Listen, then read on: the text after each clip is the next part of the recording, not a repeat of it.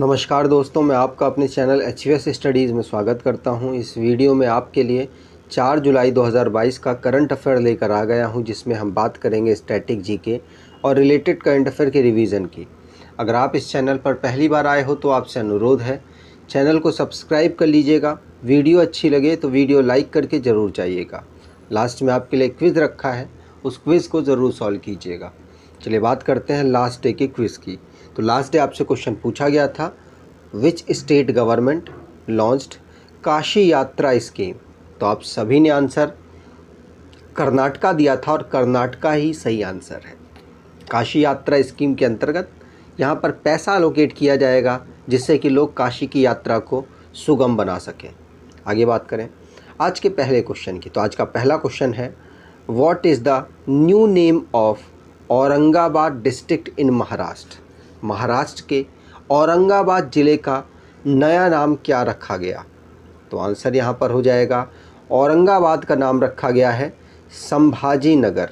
बात पहले से चल रही थी, लेकिन अब इसको अप्रूवल मिल चुका है, इसीलिए ध्यान रखना है औरंगाबाद डिस्ट्रिक्ट का नाम जो कि महाराष्ट्र में पड़ती है, उसका संभाजी नगर नया नाम हो चुका है। तो यहाँ पर ए ऑप्शन बिल्कुल सही था।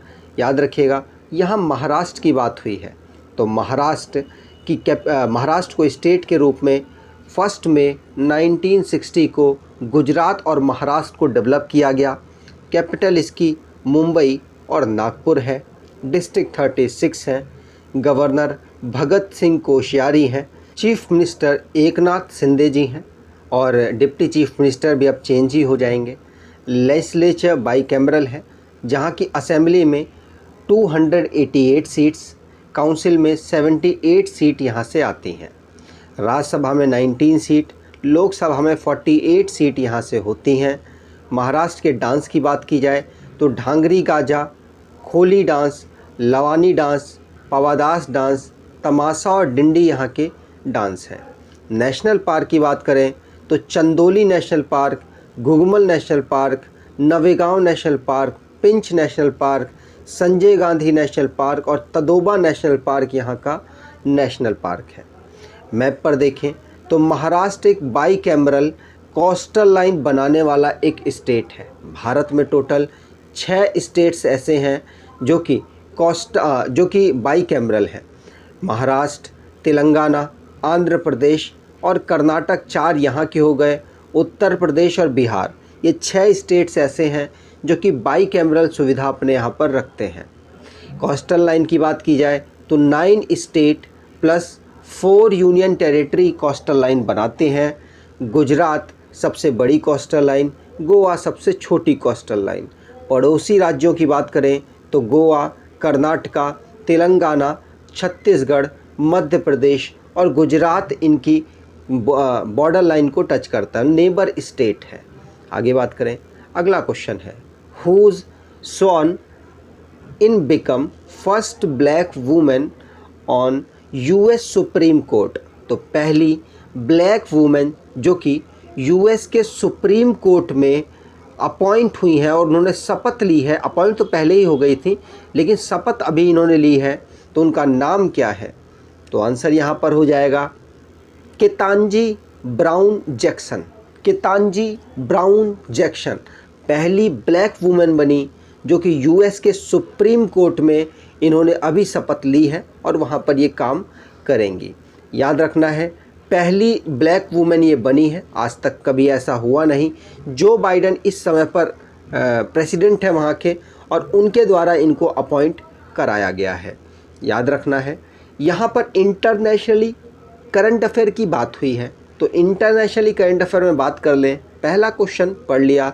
दूसरा, फर्डिनांड मार्कोस जूनियर जिन्होंने शपथ ली है फिलीपींस के प्रेसिडेंट के रूप में। यूके ने 75th स्कॉलरशिप दी है इंडियन स्टूडेंट को 75th ईयर ऑफ इंडिपेंडेंस के उपलक्ष्य में। ईरान और अर्जेंटीना जो कि ब्रिक्स को ज्वाइन करने की अप्लाई कर चुके हैं। टोगो और गाबोन कॉमनवेल्थ एसोसिएशन के मेंबर बन चुके हैं। टोटल 56 मेंबर अब कॉमनवेल्थ एसोसिएशन में बन चुके हैं। साउथ कोरिया ने नूरी रॉकेट का यूज़ करके पहली सैटेलाइट को ऑर्बिट में भेजा है। मंगोलिया का Khuvsgul lake UNESCO world network of biosphere reserve में शामिल हुआ है। गुस्टावो पेट्रो जो कि प्रेसिडेंट बने हैं कोलंबिया के। फुजियान चाइना का third most advanced domestic build aircraft carrier है। हमज़ा अब्दी बर्रे प्राइम मिनिस्टर बने हैं सोमालिया के। अगर आप स्टैटिक जीके की ई बुक परचेज़ करना चाहते हैं तो आप इस ई बुक को परचेज़ कर सकते हैं। डिस्क्रिप्शन बॉक्स में लिंक है, वहाँ से आपको ये आसानी से मिल जाएगी और इसमें ऑलमोस्ट आपके सभी टॉपिक कवर किए गए हैं, इसीलिए आपको इसे परचेज़ करना चाहिए। आपके आने वाले रेलवे, आने वाले एसएससी के एग्ज़ाम के लिए मोस्ट इम्पॉर्टेंट ये सीरीज़ होगी। आगे बात करें, अगला क्वेश्चन है which of the following 2 countries have been invited to join NATO. इनमें से कौन सी 2 कंट्री है जिनको नाटो के द्वारा इनवाइट किया गया कि वो आकर इसे ज्वाइन कर सकते हैं। रूल ये है, नाटो के 30 मेंबर हैं, मतलब 30 अगर मेंबर हैं तो 30 के 30 मेंबर को अलाउ करना पड़ेगा किसी भी देश को कि ये नाटो में ज्वाइन हो सकता है, तभी वो ज्वाइन हो सकता है।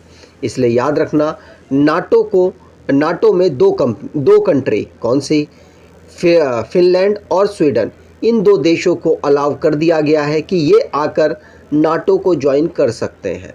तो अब 31 और 32 मेंबर हो सकते हैं नाटो के।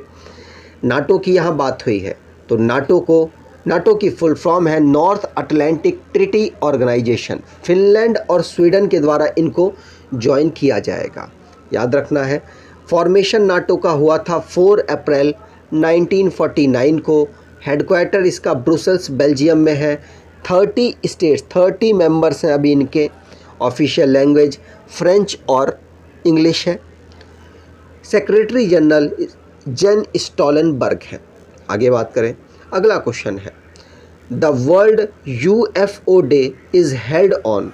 तो वर्ल्ड यूएफओ डे कब मनाया जाता है? तो आंसर यहाँ पर हो जाएगा 2 जुलाई। 2 जुलाई को वर्ल्ड यूएफओ डे ऑब्ज़र्व किया जाता है। याद रखना है, इसको 2 जुलाई को ऑब्ज़र्व किया जाता है, लेकिन आपसे ये पूछा जाए पहली बार कब आभास हुआ था कि यूएफओ जैसी भी कोई चीज़ होती है, तो आंसर यहाँ पर हो जाएगा 1947। हमारी आज़ादी के समय पर पहली बार आभास हुआ था यूएफओ नाम का भी कुछ चीज़ होती है। यूएफओ की फुल फॉर्म है अनआइडेंटिफाइड फ्लाइंग ऑब्जेक्ट। इस डे को वर्ल्ड यूएफओ डे ऑर्गेनाइजेशन के द्वारा ऑब्ज़र्व किया जाता है। आगे बात करें, रिसेंटली में जो इम्पॉर्टेंट डेज़ को रिवाइज़ कर लेते हैं। नेशनल इंश्योरेंस अवेयरनेस डे 28 जून को ऑब्ज़र्व किया। इंटरनेशनल एस्ट्रॉइड्स डे 30 जून को ऑब्ज़र्व किया। नेशनल स्टैटिस्टिकल डे 29 जून को ऑब्ज़र्व हुआ।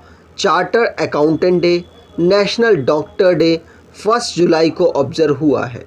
इंटरनेशनल डे ऑफ कोऑपरेटिव्स 2 जुलाई को ऑब्ज़र्व हुआ और साथ साथ वर्ल्ड स्पोर्ट जर्नलिस्ट डे और साथ साथ वर्ल्ड यूएफओ डे भी 2 जुलाई को ही ऑब्ज़र्व हुआ है।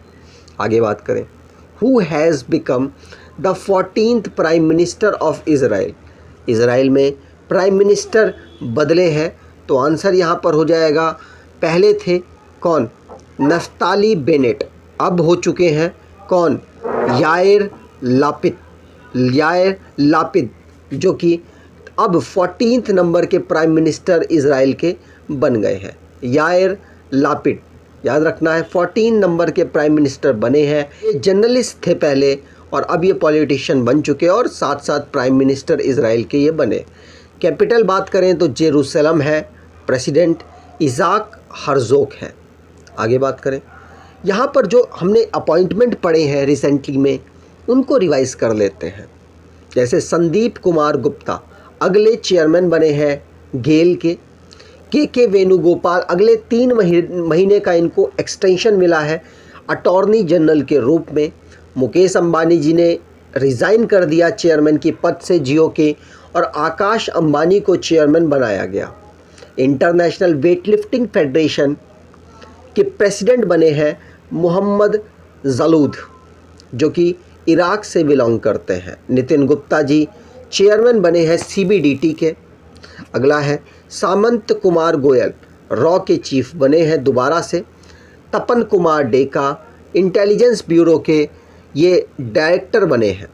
परमेश्वर अय्यर नीति आयोग के CEO बने हैं। अनिल खन्ना जी एक्टिंग प्रेसिडेंट बने हैं इंडियन ओलंपिक एसोसिएशन के। दिनकर गुप्ता डायरेक्टर जनरल बने हैं NIA के। DJ पांड्यान NDB के जो कि NDB के द्वारा जो कि ब्रिक्स बैंक है उसके द्वारा गिफ्ट सिटी में रीजनल ऑफिस खोला जा रहा है, उसको लीड करने के लिए DJ पांड्यान को अपॉइंट किया गया। लीज़ा थालेकर ऑस्ट्रेलिया से बिलोंग करती हैं। फीका क्रिकेट एसोसिएशन है, इसकी पहली फीमेल प्रेसिडेंट बनी।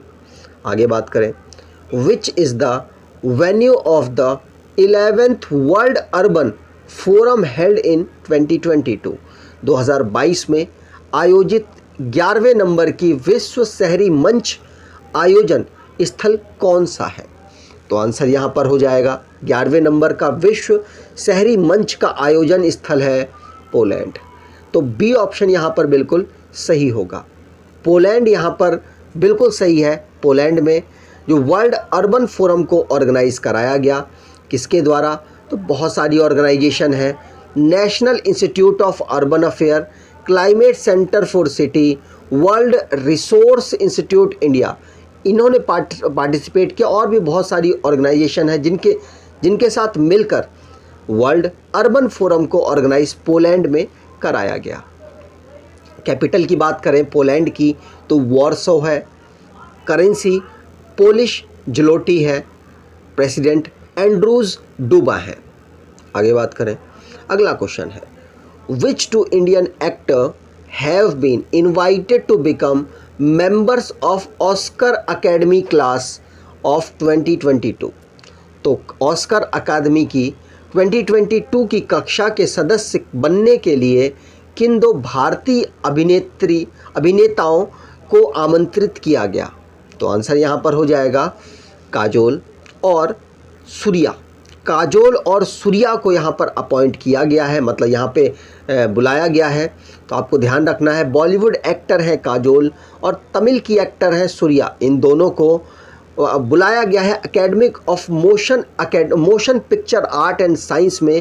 किन्हों को member of Oscar academy class के लिए बुलाया गया है। अगला क्वेश्चन है, PSLV orbital experimental module is associated with which organisation? तो पोयम नाम का एक एब्रीविएशन है, मैंने आपको बता ही दिया। PSLV ऑर्बिटल एक्सपेरिमेंटल मॉड्यूल की छोटी फॉर्म है पोयम, जो किस ऑर्गेनाइजेशन से एसोसिएट करता है?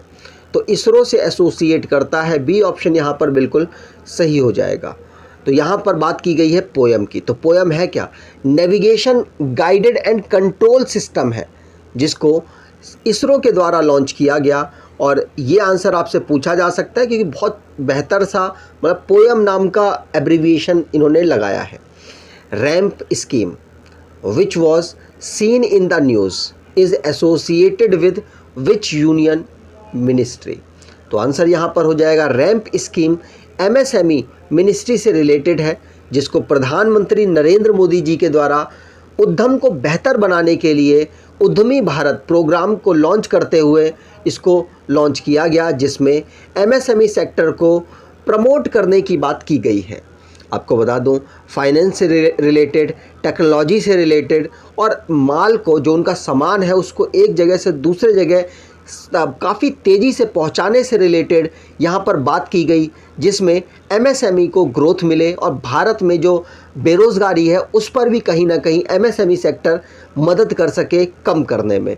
Main focus prime minister Narendra Modi और MSME के जो मिनिस्टर हैं नारायण राणे, इनकी यहाँ पर फोकस इन्हीं चीज़ों पर है, जिससे कि ये सारे पॉइंट्स को बेहतर कर सकें, उद्यम बढ़ा सकें, बेरोज़गारी कम कर सकें और साथ साथ भारत में जो मतलब बिजनेस का ट्रेंड है उसको और डेवलप कर सकें, जिससे कि भारत सरकार पर ज़्यादा प्रेशर ना आए रोज़गार देने के लिए, मतलब लोग जो कह देते ना हमको रोज़गार दो, तो भारत सरकार पे डायरेक्टली प्रेशर ना पड़े और रोज़गार लोगों को मिलता रहे। आज के क्विज़ की बात करें, who is named as next chairman of GAIL. आपको कमेंट बॉक्स में अगले चेयरमैन गेल के जो बने हैं उनका नाम बताना है डिटेल में। अगर आपको ये वीडियो अच्छी लगी है तो आपसे अनुरोध है, वीडियो को लाइक कर दीजिएगा, चैनल को सब्सक्राइब कर लीजिएगा और एटलीस्ट अपने कुछ दोस्तों तक वीडियो को शेयर ज़रूर कीजिएगा।